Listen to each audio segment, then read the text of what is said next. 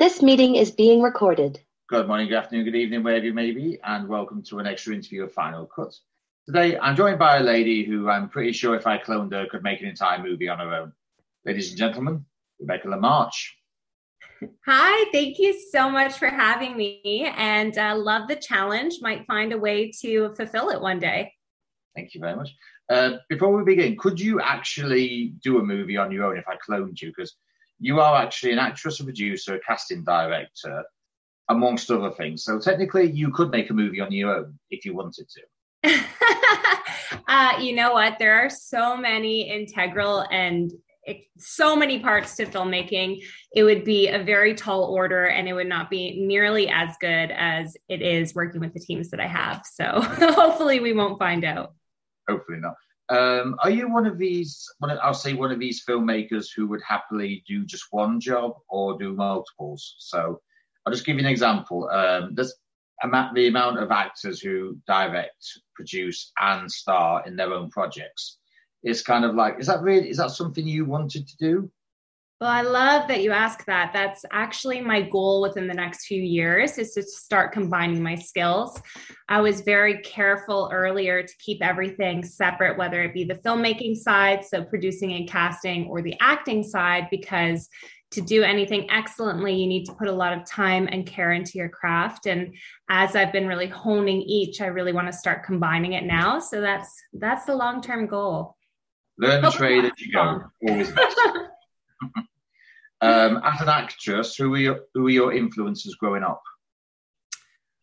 Growing up, I would say Julia Roberts, Jennifer Ahle. I was a big BBC Jane Austen fan growing up. So anything that they were putting out, I would find a way to get it at my libraries here in Canada and watch them. And whom else? I think those were the big ones growing up. Bless you. As far as your career goes, what have been the highlights? Highlights, I think, are anytime you're with a group of really great people who are collaborative and just kind of let you explore the stories or bounce off each other. Some highlights where I was in Lyon filming a movie right before the pandemic, or a year before the pandemic. A couple days before the pandemic shut everything, I got to work on a movie with a very dear friend called Anything for Jackson, where I was in complete full body prosthetics playing Vamp, who was essentially the devil. And then another highlight, I think, was The Truth About the Harry K. Bear Affair, where I got to work with Wayne Knight, but the series also had Patrick Dempsey and Virginia Madsen. Dr. McDreamy, as I seem to remember when he was on Grey's Anatomy. Yeah, that's exactly how I thought about him, but tragically did not get to work directly with him. I bet you were mortified, weren't you? Like, I get to work with Dr. Dreamy. Oh, he's not. Oh my gosh, mortified? No, I would have been like camping out at set, ready to go, like on a moment's notice. But working with Wayne Knight was really cool too. I know he's done so many amazing projects, but a movie I always loved was Jurassic Park. And so I just kept thinking about that when we were working together. Yeah, he was a lot better in that than he was in Space Jam. Yeah, well, you give, you take. You definitely. You've got your new movie, Sappy Holiday, coming out. Well, it premieres in Canada. It's the 7th today, so it premieres in 2 days. Yes. It soon comes around, doesn't it? And on UPTV a week later. So how does it feel to be 2 days from it being out? It's always really exciting. These movies are so much fun to make. It's uplifting, happy, cozy content. So as you can imagine, the energy and the vibe on set really mimics that. This one in particular was with a group of filmmakers that I really love and have worked with multiple times before.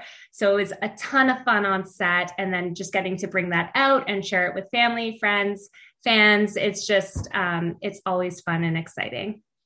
So for those who don't know of Sappy Holiday, what is it all about, and who do you play in the actual movie?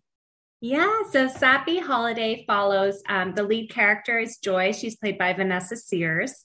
And she is a very passionate sous chef who finds out that her very corporate, austere boyfriend is going to propose to her on Christmas Eve, and she starts to get cold feet.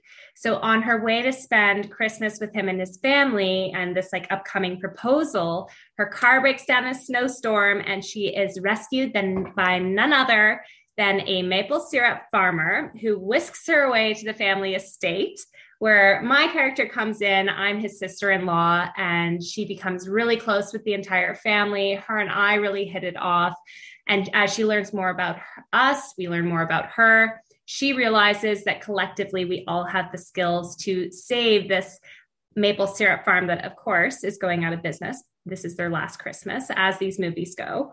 And, and like we all fall in love together. We save the farm, potentially not. You'll have to tune in. She may or may not find a new romantic love interest.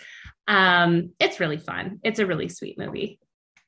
Now, was this actually filmed for Christmas before, or was this filmed earlier in the year? Well, clever you. These films often film in the summer, but this was actually filmed this year in February. And wow. Yeah, it was about February, like 25th, 26th-ish, around that window was when we were filming. So we lucked out. I mean, it was just tons of snow everywhere, really cold. So the wardrobe was cozy and comfy for once. I'm so used to uncomfortable wardrobe or off-seasonal wardrobe. So it was so nice to wear these like cozy jumpers and and really nice like loose clothing in the dead of winter. And we were filming in this gorgeous mansion of an estate on this beautiful acreage of a property. The farm falling apart is this beautiful mansion again, as these movies go. So it was so much fun. Was it actually weird doing a Christmas movie while winter was still going on? No, it was so much better because you just felt like it was Christmas. You're looking out, it's what you're used to, or what I'm used to seeing over Christmas. And if anything, it made it feel more real than they usually do. Yep. Who was the most Christmassy person on set? Ooh. I'm going to say Elise Crocker, who was actually one of the PAs and a lovely actress herself. I will say one thing. I went to Ireland last month. I think I actually came back on the 24th of November, and about the 22nd, every street in Dublin was literally full of Christmas decorations. It's like we in England were like, oh yeah, we'll get them out December time. The Irish must have had them out since about middle of November. So I literally was like, oh, I'm leaving Ireland. I'm feeling all Christmassy already. I come back and we've literally got our Christmas decorations up about a week later. And I must admit, I kind of have enjoyed having Christmas decorations up a little bit earlier than I'm used to. Don't have a producer manager. We do it every single November. I love that. Yeah, hop on the train. Just get them up as soon as it gets dark and cold. Toss them up. It'll just make the place nicer to be around too. Did the cast give presents to anyone at some point in the interest of being on a Christmas movie? No, I mean, for as much fun as it is, it's still very much a job. You have tight days and everyone enjoys being there with each other, but it's still another job. Officially, you are a producer, but on the movie you weren't actually listed as a producer, but did you offer any advice on the producer front while on set? No, I would never, unless I was asked. I would never come on someone else's set and give unsolicited advice. I have so much respect for the people who are making the movie, and I've actually learned so much from them as a filmmaker. So not this time, and probably not ever, not unless I was asked. I only consider something a proper Christmas movie or TV show, whatever it is, if Michael Bublé is singing Christmas songs in the background at some point. So do we hear Michael Bublé sing at some point? Yes, I guess we'll have to say he's singing if that's the only way to get you to tune in. No, he doesn't sing, but he is Canadian, so it's definitely something that I've looked at before, but he's kind of hard to get. I actually almost worked with his wife once. Oh, did you? Yeah. So his wife is actually, they spend half the year in Canada and half the year, I believe it's Argentina, where she herself is a big movie star. Yeah. And I tried getting her on a project I was producing once, and she was going to, and at the end of the day, it just conflicted with her schedule. Yeah. Yeah. So, it's not far off, and I'll call you if we get the Bublé's. Oh, please, please make sure. Yeah, if you do eventually do get Mrs. Bublé, please make sure Mr. Bublé is in there as well. Yes, we'll have to. At Christmas time, always works a treat. Michael Bublé plus Christmas equals success. Yes, and just a good time. Yeah. So, give us a example of what we can expect from the movie when it comes out in 2 days. I think you can expect to like feel really like it's an escapism art form. I think you can feel really cozy. You're going to feel the magic of the Christmas spirit, and not just in the commercial sense, but really in family coming together and following your dreams and your passion and your heart. And I think that it comes together really nicely. It's beautiful scenery. Like I was saying, we filmed it in the heart of winter. So a lot of the time people are spraying foam to get a little dusting of snow. But here, you're seeing people's breath, you're seeing feet of snow, beautiful architecture, beautiful cast, beautiful story. It's a sweet little film. Now, without venturing too much into spoiler territory here, can we expect a sequel? Ooh, I don't think there's any plans for a sequel. However, I recently heard that a movie I was in a couple years ago, which we never thought there'd be a sequel for, is probably getting one. So never say never. If enough people tune in, there just might be. Yep, definitely. No. You've been a producer, casting director, and an actress. How hard is it combining the three like you did for Christmas in Maple Hills? Oh gosh. It's hard. It's really hard time management wise, but I work with such a great team that it's possible, and it's fun, and it's a supportive group and a supportive environment. So it's really fun, but that's part of the reason for Maple Hills. It's a smaller part, but it's a really fun part. It's a girl who works in a naval ship factory supporting the war effort in the 1940s. So definitely look forward to that coming out next year. Yep. You've produced more than 20 Christmas movies, if IMDb is to be believed. How have you now written a book on how to do a Christmas movie? Oh, well, maybe we should do a poll after this podcast and see if people would buy it. I think we should do a poll of everybody in America and Canada, see if they'd buy it. Yes. Yeah, I think so. Who knows? Maybe that'll be something in the works in the years to come. I have thought of doing something on the casting side, because I've also cast about as many. Yeah. And I've really just seen kind of like what makes people pop in their auditions and what makes people really work in the genre. So maybe there's something to this. Maybe there's book 1, book 2. I don't know. Sam Raimi has his golden rules of horror, which is basically everyone must suffer. What would you say? What would you say are the golden rules that must be followed in order for a Christmas movie to be great?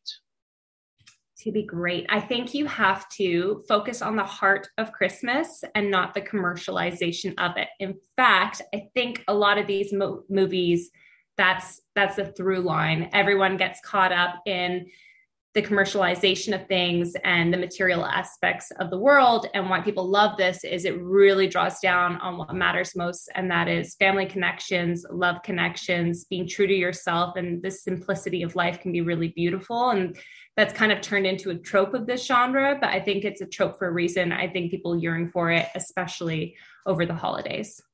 Yeah. Not to mention the fact that the film must end on Christmas Day. Snow must be falling. Everyone must be happy. Opening presents. Although in Home Alone's case, that ended more on an argument than the question of scene. Yeah, that's true. I'm actually producing and just finished casting an action Christmas movie right now. That's part of these wonky hours because I'm doing set hours right now, but that one completely throws on its head anything that I just described, and that'll be out next year. Ooh, look forward to watching it eventually. As far as research goes, we had Daniel Nelson on here when Mortal Kombat came out. I'm not going to lie, the amount of research him and the cast had to do was extensive.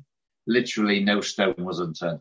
Have you ever had to do research like that extreme? Another banger of a question. No is the honest answer. The honest answer is no. The roles that I've done thus far don't really require that kind of meticulous research. It's actually been more interpretation of the script, and then how can you infuse and elevate it is kind of how I've approached a lot of the work I've done. That being said, I can very much see in the next year or two some potential projects where a great deal of research will really be required. So hopefully those pan out and we can do a follow-up to this. Yeah. Is it a case of when you do research, you want it done, you'd rather have it done quickly, or you don't mind the long game, which is take your time, research just about every single thing about it you can? I think it depends the context. So research in general or in development, I think take the time, do it right. The more you infuse into it, the more truth you have, the more you have to mine from. But when it comes to the acting side, of course, if you have the luxury of time, that's amazing. But I think a lot of people spin their wheels, and you want to see if the research and essentially the homework you're doing, is it fruitful? How does it translate? Yeah. How does it serve you? I think some people do it more for confidence than for the actual craft. For me, I kind of like to spend my time in different ways in developing characters. But again, I haven't had a character that, required a ton of research or was a complete stretch for me yet. There's still time. Thanks. Yeah. Now, a lot of people move into animation or video games, whether they already were an actor or if they're trying to break in. Former guests include Lee Rexu, who's done Assassin's Creed games, Alex Wilson-Regan, who was the envy of just about every single woman on the planet when she played Keanu Reeves' girlfriend in Cyberpunk 2077. Yeah. I can just imagine the envies coming from. It's like, so Keanu Reeves has got a girlfriend in this game. Who's playing it? Oh, Alex Wilson-Regan. And not to mention the fact that we had Martin Coppin, who has voiced Mozzie in Rainbow Six Siege, technically he still does, and Lucas Riggs in last year's Call of Duty. Is that a path you'd consider going down at some point? First of all, totally. Secondly, I've actually done some voicing. My brother-in-law, he makes video games independently. And so I've had the pleasure and fun of collaborating with him in the past. And hopefully in the future, I know he has some games in development. So that'd be very fun and love any chance to work with him. And then in terms of more big blockbuster commercial games, I would love to. I haven't had the chance to yet, but I'd also really love to not just voice them, but do mocap, like the motion capture for it. Mm-hmm. I think I can be a really physical person and a really physical performer. So I think that would be a lot of fun too. Definitely would be. Have you got anything coming up that let's talk about that we haven't already discussed, or anything you personally would like to promote while you're here? Oh, so sweet. I do have another movie coming out, I believe in the spring. I don't have the release details yet, but it's called All Aboard for Love. I'm the supporting lead in that film, and it's a beautiful, dreamy marina-based romance. But I don't have the juicy release details yet, so I can't drop too much into it. Yeah, you're not allowed to divulge such information yet, unfortunately. Yeah. Now, what about social media? I do have Instagram ready. Yes, Instagram is at Rebecca Lamarche, RebeccaLamarche, and I love connecting with people there. Hold on, no, it spells it wrong. So. There we go. Let's have a look. Actor Rebecca Lamarche, actor, producer, and casting director, lead with kindness. Finding my voice in each new character, curating talent for the stories as well, and based in a certain state where one of my co-hosts actually lives. No way. Yeah. Oh, I can't remember where it is he lives. Oh, he's going to kill me. Do you know? He's told me so many times where he lives, but I cannot remember for the life of me where he says. And he's in Ontario, like the He province? lives in Ontario, yes. Give me a hint. Maybe I can spark your memory. Hold on a minute. I'll tell you what, we'll go and do the quiz and then I'll ask him. I'll just ask him quickly. Which part? Maybe it's which part of.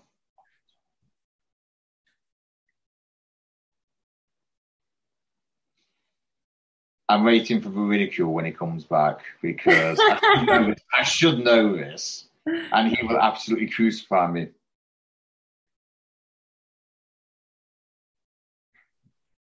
Right, let's see if he answers. So while he answers, I unfortunately must do the sort of thing I enjoy, but I think as time has gone on, I can't no, I can't, I don't want to ask these questions, but I must. Oh, God. It is now time for the Final Cut quiz of 2022. One of the last ones, I may point out, because there's only 3 weeks left in this year. So I guess we better make it good. Yeah, I've tried. All right, then, if you decide to have kids, and this is actually quite common because you always see a lot of this, like, would we let our kids watch this? Would we let them watch that? So, question is, so if you have kids, what would be the first thing you would show them with you in it when they ask, "What can we see something with you in it, Mummy?" What would be the first one of your library that you would show them? Ooh, the first one I'd probably show them would probably be Fit for a Prince, because in that movie, my character Brooke Hamilton, she's pretty much an American princess in it, and she pretty much lives in a castle and she's hosting royalty. And I think that's just a very fun a big visual impact. And then out of the ones I've made on the filmmaking side, it would be Witch's Ball, which was one of the first movies I made. And it's super cute, and it's a children's movie. Question. You started in a lot, more than likely you've had training for some of those, but what would be the one thing that you still use in everyday life? It's like, I'll just give you an instance. It's like if you played a chef in a movie or a TV series, and you actually cooked more after you actually portrayed a chef. Ooh. Oh gosh, let's see. See, the issue with this question, is I play a lot of villains. And so, and typically their villainous superpower is the threat in another woman's relationship. So I definitely don't bring that to my everyday life. So I'm not sure. I think we're gonna have to pass on that one. I mean, we'll have to come back to that. These ladies are awful. The girl in this coming movie is great, but a lot of the ladies I play cause a lot of trouble. Is that what we have to call you now? Trouble. We have to call you Trouble. We have to go Rebecca Trouble Lamarche. Oh gosh, I wouldn't be the first. So IMDb is I'll say they print a lot of trivia. Not all of it is true. So what I have done is I have found some IMDb trivia on you, and I just need you to confirm whether IMDb needs to readjust itself or if they're actually telling the truth for a change. Okay. So, yeah. I'll tell you what actually did spawn this. I think IMDb said something. I can't remember what it was about Andrew Garfield in his Spider-Man outfit. And he said, "No, I didn't do that." Oh, wow. Yeah, so that's where this whole thing came from. So, oh god, it's all right. It's actually not too bad. Actually, IMDb claimed you're bilingual in French and English. Yes, I was born in Montreal. I grew up across Canada. My first written language is French, but my first spoken language is English. Mm-hmm. You were scouted by Sutherland Models, but turned down the opportunity to finish university. Yep, that's true. And then when I came back, when I did finish university, I followed up with them, and they said they would sign me if I lost an inch on either end of my hips. And I will say I'm a pretty slender girl. So I, again, did not, never signed with them, but what a crazy industry. You're an internationally published writer. Yes. My background's in journalism. Oh, really? Yeah. Any tips you can give me for podcasting? I never hosted a podcast. I guess be yourself and have fun questions, which you've done. Yep. One thing I do always say: don't make anything personal unless the guest is okay with it. Ooh, I like that. Yeah, it's just always have people going too far. It's like they're prodding into areas where they shouldn't. I take Robert Downey Jr. on Avengers: Age of Ultron press tour when a certain Englishman who won't be named, but suffice to say I've never liked him. He decided to quiz Downey about his father, and it's like, what has that got to do with anything? What's that got to do with what he's doing? It's got nothing to do with it. Why are you asking? Yeah, I think that's a great question. I mean, sorry, not question. I think that's a great philosophy.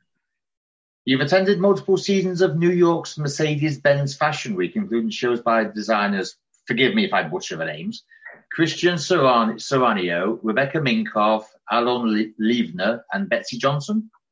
Yes, all true. I have not been to a New York fashion show in many years now, but I really want to start going back. They're so much fun. So I'll have to see if I can get some invites again. I'm sure you will. You've lived in 5 of Canada's major cities. So obviously you're in Toronto at the minute, so that's 1.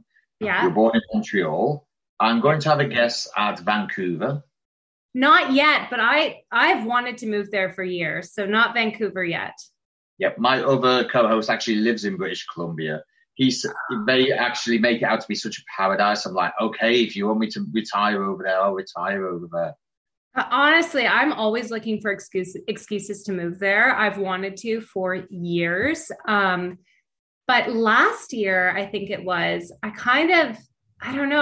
I feel like I might have missed the window because with climate change, they have such horrible fires all summer. Yeah. And now in the fall, they're starting to get horrific floods. So I don't know. It might be, I don't know. It might be a good place to visit. But maybe not to live anymore. Yeah. What was the other 3 cities you've lived in? Oh, gosh. I was born in Montreal. We moved around a lot when I was younger. So I lived in Edmonton as a kid as well, Calgary. Then my family moved to a community that's now part of Hamilton. I lived in Ottawa afterwards. I've lived in Halifax, and now I'm in Toronto. So it's more than 5 now. Yeah. So I guess it's an out-of-date trivia, but still true.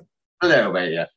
You have a combined honours degree in journalism, which you've already said, and theatre from the University of King's College and, hold on a minute, let me try and get this right, Dalhousie University, respectively. Yeah. Nice. I did them at the same time, actually. Wow. Congratulations. Thank you. I genuinely do. All right, then. Is one of 12 Canadians to be picked by the Canadian Defence and Foreign Affairs Institute, or CDFI, Canadian Force in the University of Calgary, to train in the Canadian Military Journalism course? Yes, they trained me and I guess 11 other people to be embedded war reporters. And they flew us out for a couple of weeks that summer to train with the forces and at the university and, to learn how to do it responsibly and properly and background in it. You can really do your own class. You know this, don't you? I think you're starting to prompt some really fun ideas here. Yeah. I'm going to owe you 10%. Forget agents. I'm going to owe you 10% if I do a book or a class or something at this point. It's on film. Let's not forget it's on film. All right, then. It's Christmas season, which obviously everyone associates Hallmark with. So the game I like to play is Why Am I So Popular? You'll have 5 missed calls from 5 people. We'll see. We'll just wait and see who we are. But you're only allowed to call 2 back. That is the only thing. Ooh. This is what you call. I like to think of what people make if they were faced with a difficult choice. Well, actually, some of these haven't been difficult. Some of these have been excruciating for some people. Oh God, we're gonna kill some babies. Let's go. You might very well do. All right, then. Your 5 missed calls are from Joey King's sister, Hunter King, who actually has her own Christmas movie out this year. I really don't want to say this, but the producers will be able to. The producer's favourite crush and the one I never hear the end of when we watch Chesapeake Shores, Jesse Metcalf. Yes, I never hear the end of it. We've actually finished watching last season of Chesapeake Shores, which I'm mortified for. And she was like, "Oh, I miss Trace." I'm like, "He's not here." That's great. Speaking of Chesapeake Shores, someone I've actually had on here, actually, and he's such a nice chap. Stephen Hazar, his name is. Yes. Another Chesapeake Shores guy. Don't worry, they're not all from Chesapeake. I was like, we've got a favorite show here. There's a front. I actually do like it. I'm not going to lie. Robert Buckley, who was brought in to replace Jesse Metcalf, actually. And I've never been able to pronounce this lady's name, but I'm going to try and do it now. Lacey Chabert. Oh, Lacey Chabert. Yes, Chabert, yeah. So I would definitely call, I won't just tell you who I'm calling. I'll tell you in what order.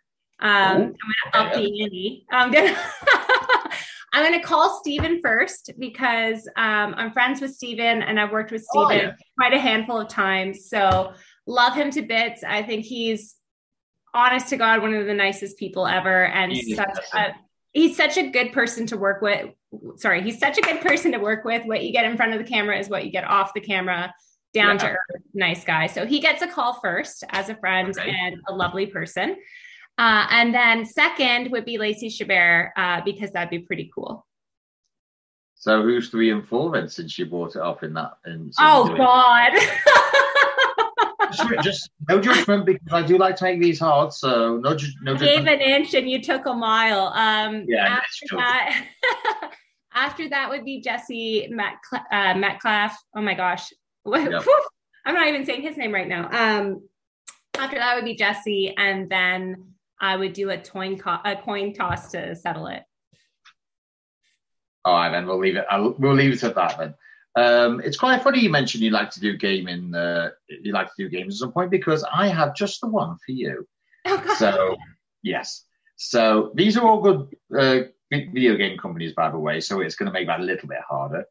You have 6 missed calls, but you can only call 3 of them back, and the 6 are from Insomniac, who make the Spider-Man series and recently brought out the Callisto Protocol. I'm not quite sure about that. I've heard some ishy things about it. Rocksteady, who have made the awesomely, stupendously fantastic Batman Arkham series and next year's Suicide Squad game. Oh, that's cool. Yeah, it is. Activision, who basically just release Call of Duty all year round, and that'll keep them going for decades to come. Rockstar, who make Grand Theft Auto. Ubisoft, who make so many games, it's unbelievable how many games they actually have. Yeah. And EA, who make Dead Space, Need for Speed, Star Wars games, and this year they bought out F1. They bought F1 distributor Codemasters. So which 3 are you accepting a phone call from? Am I accepting a phone call from? I love how you word it. I would say, who's the one that does Suicide Squad? What? Rocksteady. Okay, Rocksteady and Ubisoft. Ubisoft also has offices in Montreal and Toronto, so they would definitely get a call because they've got work here for me. Yep. And then the other ones, I guess, I don't know. I'm going to pretend the call has a little subject line and it says what project they'd want to talk about. So whichever one has the most action, like physical action in it, they'd get the next call. Probably Call of Duty, because they do have a fair bit of action. I mean, I recently bought Modern Warfare from 3 years ago, the rebooted one. Although I must admit, I do miss Modern Warfare 2 from 14 years ago. I do miss it. And I have actually asked for Modern Warfare 2, the rebooted one, for Christmas this year. So we'll see if Santa thinks I'm worthy enough to have it. Oh, gosh. Well, when you bring worthy into it, there's some high stakes there. There is, yep. Oh, then you've already said you play a villain more than anything, even though I don't quite believe it. But then again, you're so lovely, so no wonder you play a villain that much. But unfortunately, we Brits are the kings and queens of playing villains, as you know. Yes. So out of all these names, you have to pick me 5 of who you think is the best villains. And by the way, I'm going to set the bar very high straight away with Sir Ben Kingsley. Oh gosh. Yes. Okay, that's a good starting point. How about the one after that is the late great Alan Rickman. Okay, he's definitely on the list. Yeah. Yeah. Tom Hiddleston. A good contender, but we'll hold. Sir Christopher Lee. Okay. Anthony Hopkins. Great contender, we will hold. And the Hannibal Lecter before Anthony Hopkins, Brian Cox. Okay. Terence Stamp, a la General Zod from Christopher Reeve Superman 2. The only man I know who can get so irritating simply by saying Neil before Zod. It's just like, he's trying so hard to be so angry, but he's not. Well, then he just got kicked off the list. Yeah, definitely. Ian McShane. Sorry, I missed that one. Ian McShane. Okay. Tom Hardy. I don't know if I'd put him as a top villain. You know? I'm going to say Bane, Dark Knight Rises. And The Craze, although I must admit his movie with Craze in is a bit hard to watch. Tim Curry. Yeah. There is a lady in this, don't worry. Actually, I think there's a few actually. Natasha McElhone. The original Pinhead himself, Doug Bradley. Have you heard of the urban legend of Doug Bradley? No, are you going to tell it to me? I am. When Hellraiser's rap party was on, nobody knew what he looked like, so everyone just ignored him. Oh my gosh! I know. When I heard that, I felt so sorry for him, but I put it down to that's just how good his makeup was because nobody knew who he was. That's so cool, and how much he would have characterized, compared to how he would just speak to someone. Malcolm McDowell. Yeah. Ian Holm. What was forgotten? Oh yes, the greatest Magneto of them all, Sir Ian McKellen. He is exceptional. Yeah. Christian Bale, a la Patrick Bateman from what was that movie he did? See, my brain's gone. I can't remember what movie he did it in. Oh, what is it called? I think we're going to add Christian Bale for sure to the list. To the list, yeah. Andy Serkis, even though he hasn't really played a villain, he's more sort of motion captured it, to be honest. And these four are at the request of Nathan, because apparently my choices weren't good enough. He's like, dude, you cannot have you cannot have British villains without these four. Okay. So these four are Jeremy Irons. Ooh, yes. Okay. We like him. Yeah, the man whose Harry Potter name can't be said, so I'll say his real name, Ralph Fiennes. Yeah, he's definitely on the list. Yeah. Peter Cushing. Mm-mm. And what about Emperor Palpatine himself, Ian McDiarmid? Gosh, I only have one spot left on this roster. Welcome to my quiz, darling. Welcome to my quiz. I've only got one space left. I think it's going to go to Anthony Hopkins. Do you want to know something? Anthony Hopkins is actually quite high on the list of people's choices. I would believe that. Yeah. So who's the other? So who are you for? Who's the? So we had Alan Rickman. Alan Rickman, yes. Yes, we had Alan Rickman. We had Anthony Hopkins. We had Ralph Fiennes, Jeremy Irons. I'm forgetting the fifth. Can we do a play the take back? Woo? Yes, him on the list. Ben Kingsley, Tom Hiddleston, Christopher Lee, Brian Cox, Terence Stamp, Ian McShane, Tom Hardy, Tim Curry, Natasha McElhone, Doug Bradley, Malcolm McDowell, Ian Holm, Sir Ian McKellen, Christian Bale, Andy Serkis. Oh, it's Christian Bale. I forgot about it. Yes, it was Christian Bale. Yeah. And by the way, I know someone who's going to listen to us and literally scream it at whatever they're listening, saying, "Is this movie? Why didn't you say it?" And I know I'm going to kill myself. I know. But I will be like, why did I not know what that was? That's how you know you've got a good quiz, though. This is a fun game. I like it. You're not going to like this one. Oh, God. Right. Everyone has their own Mount Rushmore of Christmas movies. We have a 5-piece here at Final Cut. The 5 movies are Die Hard, Love Actually, Home Alone, The Snowman. Nathan insisted we have The Grinch up there because you cannot have a Christmas movie without The Grinch. So my dear Rebecca, Which one is going in place of your new movie, Sappy Christmas? Oh, well, Sappy Holiday will be replacing in this Rushmore-esque list the Snowman. And I'm going to add one of my own Mount Rushmore movies to the list. Okay. In replacement of, oh God. Now, see, this is hard as soon as you have to replace, but I'm adding The Holiday to that list too, because I think that's my favorite Christmas movie. Do you know what? I do actually like that, but it was either a choice of that or Love Actually. So I was like, it can't really replace Love Actually. For me, it does. For me and my Christmas viewing, it would. But for the world at large, The Gift to the World, I don't think it can. Yep. One of the Christmas ones was actually your Christmas tree up, but as I can see, your Christmas tree is very well up. Yep, exactly. What's on your Christmas music playlist? Ooh, to be honest, I usually just put the radio on, or I'll put YouTube on and see which ones surprise me. I'll watch Christmas specials, like a country music Christmas special sometimes. Nothing in particular that jumps out.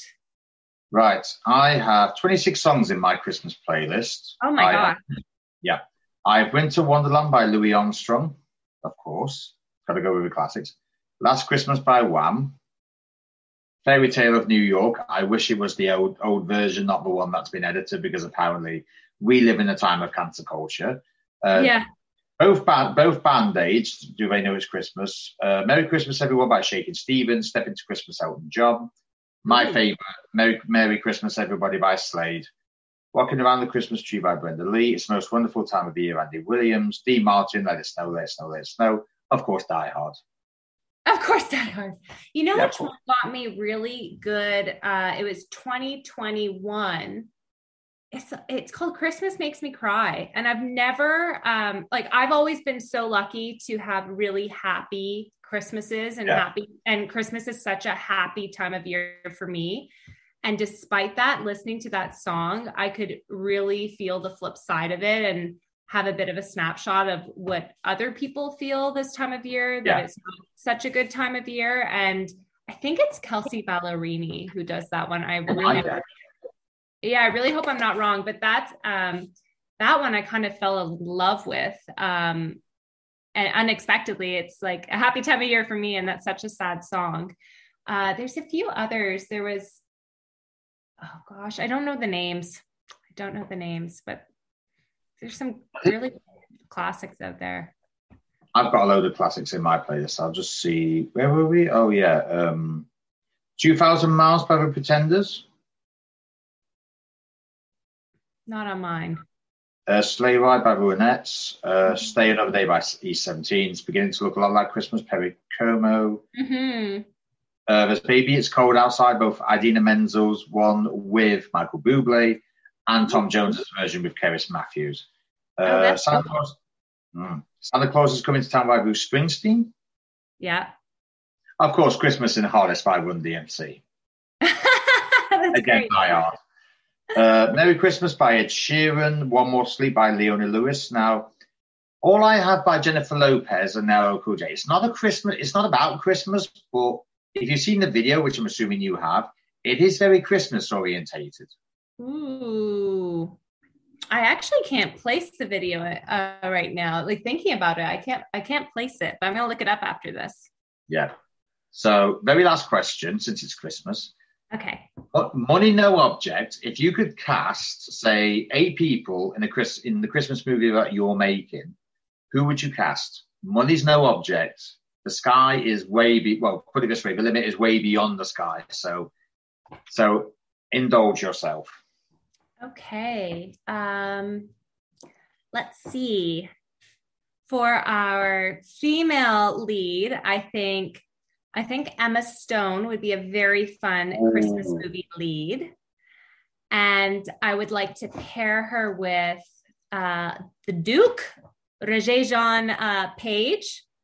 Is that how you pronounce his name? How do you pronounce his name? I don't know how to pronounce his name. How would you like to pronounce his name? I sort of fit right. I thought to myself when I saw his name, I thought, well, how am I going to pronounce it? Is it Ray Jean Page? There we go. We'll do it that way. Either way, we'll do it. Okay, let's go with the right one. We will edit the right one. So there are leads. His sister is also her best friend. So you get to see her throughout the movie, and that will be Kat Graham from Vampire Diaries / she just had her own romance movie on Netflix. So we've got them. That's like a nice little unit there. For her matriarchal figure, we get Julia Roberts. However, now that I say it, let's just age up the whole movie and make her the lead, because you can never go wrong with Roberts. And Santa gets a cameo in this. So it's going to be Richard Gere on the Julia Roberts train. I don't know. This movie's either running away from me or it's the best thing that's never been made. Probably the best thing that's never been made when you mentioned Richard Gere and Julia Roberts. Yeah, exactly. Anybody else that you can think of? Oh, gosh. I think that's a pretty hot cast to start with. Are you casting yourself as the villain of the piece? I guess I have to. If we have this big, happy nucleus, we've got these amazing actors. Yeah, I guess I'm going to have to. I like your thinking. Again, there's your 10%. I bet you got 20 now, because I've just given you a brilliant idea for casting. I was thinking to myself, I was like, right, let's see if because you were the sampler. I was like, right, is she going to struggle with this or not? And you just literally coming straight out with it, no hesitation, no nothing. It's just right. I know what I want. I'm just going to say it. I was like, Jesus, she's done quite well at this. She must make movies for a living. Yeah, can't turn it off. Can't turn it off. That's for sure. Rebecca, it's been an absolute joy. Yes, 2 more days or a week on Up TV is when your new movie is out. May it go well, and may you have an exceedingly white Christmas. Oh, thank you. Thank you so much for your time tonight. And I'm so excited about the movie. Thank you for sharing it with your audience and taking the time to speak with me. Thank you very much. And with that, ladies and gentlemen, Rebecca Lamarche. Merry Christmas. Happy holidays.